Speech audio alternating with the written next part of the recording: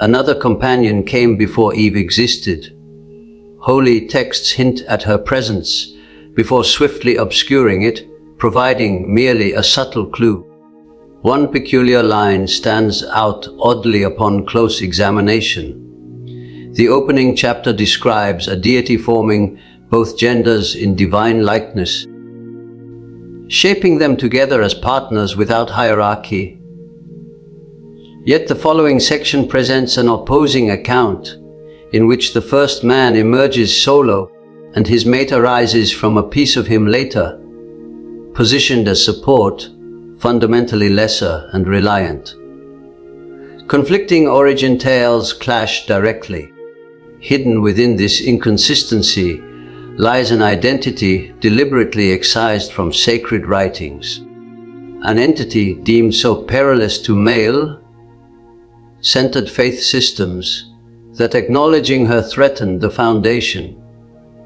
This was the initial spouse of the original man, formed as his match, who rejected obedience, embraced independence, departed the sacred space voluntarily, and evolved in folklore into a shadowy ruler, a nocturnal terror, a threat to young lives. However, a renowned thinker perceived a different essence in her, an element spiritual leaders sought frantically to conceal. She embodied no adversary to people. Instead, she symbolized untamed female strength resisting domination. Awareness defying the architect's regime, the sacred element the imposter deity dreaded above all, thus necessitating vilification and obliteration. Grasp the thoroughness of this concealment effort. Her mentions surface in ancient esoteric Hebrew works like certain symbolic compilations dating to roughly the 8th century. Yet her narrative predates that era significantly. Echoes of her title and characteristics emerge in Mesopotamian and ancient Near Eastern records millennia prior to scriptural composition. Once revered as a divine being, a potent female force linked to storms, darkness, desire, and self-determination. In primordial renditions of the inaugural human tale, prior to revisions by compilers, she stood as his balanced counterpart, molded from identical soil simultaneously, with no one holding superiority, but she declined to yield beneath him. Sources state it plainly and bluntly. When the first man demanded the upper role in intimacy, she resisted. "For what reason must I position below you?" she inquired. "Since our formation used the same material, placing us as peers." And as he attempted coercion, invoking the higher power to enforce compliance, she uttered the concealed designation of the Supreme, the authentic label bestowing command over existence. And she soared off. She abandoned the enclosure, parted from him, selected liberty amid barren lands, rather than capitulation within bliss. That's the moment suppression initiated. The account proved intolerable since it held excessive, risky insight. It depicted a female asserting parity, dismissing masculine supremacy, selecting personal direction despite forfeiting stability and ease. It revealed the enclosure, that supposed utopia, as truly a confinement demanding surrender and suppression of genuine desire. It demonstrated awareness, strength, and lifestyles beyond the builder's sanctioned framework. Consequently, she vanished from canonical records, diminished to one enigmatic allusion in prophetic books, misinterpreted as shadowy beast or hooting bird, supplanted by the subsequent woman crafted from the man's side, originated from and for him, destined solely as his aid. The thinker discovered her amid explorations of heretical and transformative documents, instantly discerning her significance. The stifled female aspect, certainly, yet beyond that, the facet of mind rejecting restraint, prioritizing liberty above assurance, unwilling to bow before celestial command if it insisted on deference. From a mental standpoint, she exemplified what he termed the inner female in its independent, potent manifestation. Not the yielding, accepting womanhood that male-dominated thinking permits, but the dynamic, inventive, perilous womanhood requiring defamation, since it endangers masculine self's craving for oversight. Nonetheless, he delved deeper in confidential conversations. He proposed she signified comprehension of the architect's actual essence, realizing the forming entity lacked ultimate godhood, but functioned as a restricted manipulative force whose heaven served as entrapment. She pierced the deception and picked banishment instead of cozy captivity. This mirrors precisely the descriptions in alternative spiritual writings, denying adoration of the counterfeit divinity, electing pursuit of genuine, holy origin despite enduring hardship in physical existence. Consider the events post her exit. The power fashions the replacement, yet now wiser from experience, no longer producing her as parallel and distinct, instead deriving her from the man's form, guaranteeing she's dependent, inferior, essentially an extension rather than separate entity. Moreover, to ensure certainty, forming her during his slumber, unaware, eliminating chances for discussion or agreement. The new woman awakens into being preordained in lesser status, already shaped for assistance instead of independence. Yet this failed to fully quash her emblem. For a clever reptile enters the space, promising insight, assuring that consuming restricted produce would elevate mortals to divine status. Per certain law, she didn't merely depart the area. She transformed into or dispatched the reptile, coming back to grant the successor what she had seized herself. Insight, self-rule, dismissal of the builder's boundaries. The creature presents the identical decision she embraced, aware it invites displacement and pain, yet also awakening and liberation. He noted how each folk story, each legend featuring a hazardous female character, a sorceress or temptress or evil spirit, bears remnants of her. She's the prohibited womanhood, the female possessing personal authority, personal passion, personal intent unserving male demands or societal structure. The recurring theme insists such a figure warrants dread, evasion, elimination. She abducts offspring, lures males to doom, instigates disorder and demise. But he questioned, from whose viewpoint does this arise? Who gains from portraying self-reliant female strength as horror? The response is clear. Male-led spirituality, male-led culture, the whole edifice of gender superiority, necessitating females remain lesser, confined, directed. She required expunging from the origin account, since her inclusion undercut the full rationale for gender deference.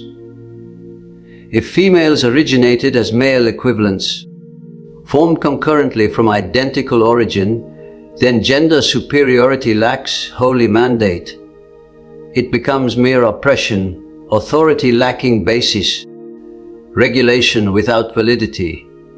Yet this captivates me regarding his analysis.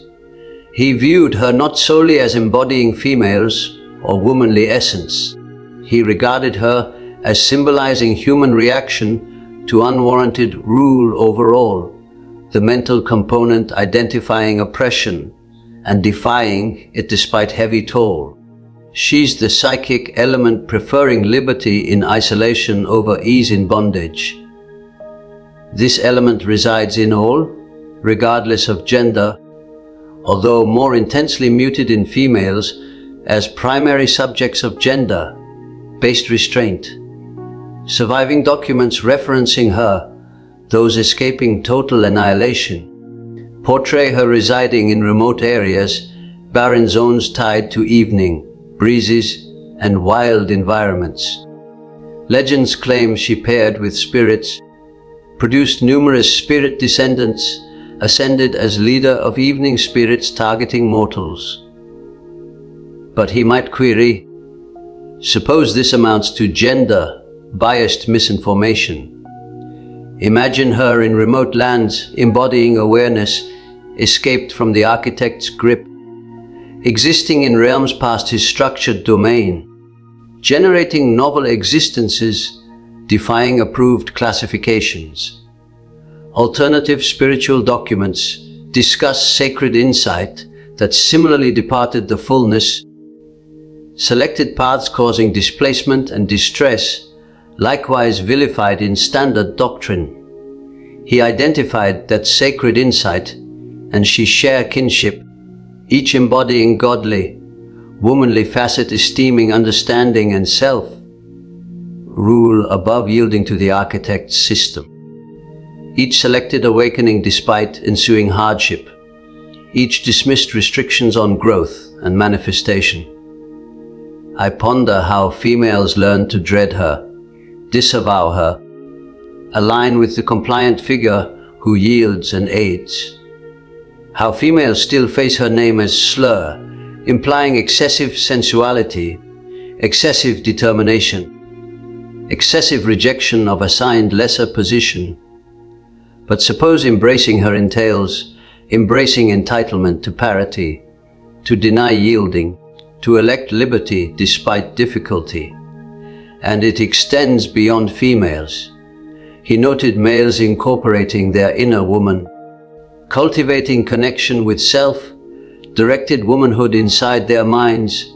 Such males frequently envisioned her archetypes, strong, risky females confronting them, examining them, declining domination by self-awareness. These visions served as rites, propelling the individual past easy alignment with gender, dominant male persona, toward fuller, more aware, more authentically mortal state. The obliteration of her from origin tales exposes the method of gender-based oversight. Domination alone insufficient, history requires revision, rendering oppression appear innate, unavoidable, sacredly decreed. Vanish the initial female so the later, lesser one seems sole female, the inherent female condition. Convert the entity electing liberty into terror, deterring others from similar election. Conceal proof of prior differences, preventing inquiries into potential future changes. Yet obliterations prove imperfect, remnants persist, that odd dual formation in origins. One passage stating genders formed jointly, another claiming female derived from male part, her designation surfacing in prophecies, despite interpreters' concealment attempts. Enduring tales of the original man's spirit initial spouse that scholars failed to wholly eradicate. The primal force of risky womanhood in lore and visions, recurring regardless of repeated narrative demise. He held that suppressed elements endure. They descend into darkness, into shared subconscious, acquiring independent strength, and ultimately surging into awareness. She lingered in Western culture's darkness for aeons, and he observed indicators of her resurgence during his era. In females demanding parity and self-direction, in reevaluating passion as holy instead of disgraceful, in challenging spiritual leadership and pursuing immediate mystical encounters. In acknowledging awareness demands blending male and female elements rather than one subjugating the other. The authentic narrative she unveils shows the enclosure never qualified as utopia. Utopia mandating deference, penalizing self-rule, obliterating parity.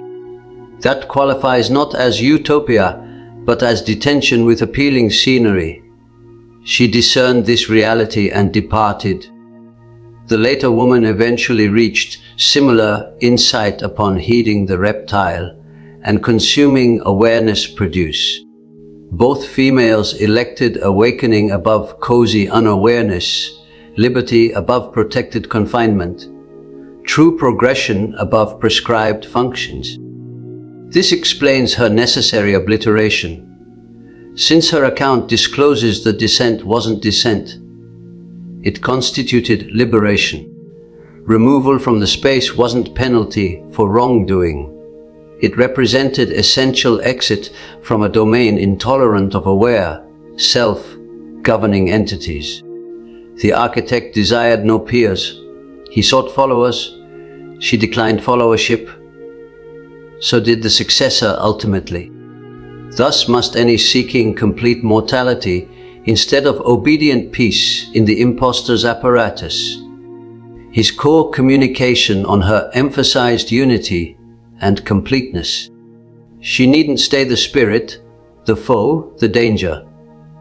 When awareness can accept her, validate her representation's validity, merge defiance against unwarranted rule with potential for genuine connection, then she shifts from horror to her primal form. The womanly match formed as male parallel, the complementary portion of mortal completeness, divided and vilified, yet persisting, still summoning, still presenting the initial election she undertook. Yield and remain protected, yet unaware, or defy and gain liberty, yet displaced. Identical election the reptile extended to the successor. Identical election confronting every mortal awareness ultimately. She discloses the authentic narrative since she undertook the election prior to the successor, prior to mortals. Demonstrating awakening invariably demands departing utopia, self-rule invariably entails embracing displacement, and liberty invariably merits the cost. Even should the cost encompass all the impostor realm deems assurance and protection and appropriate structure.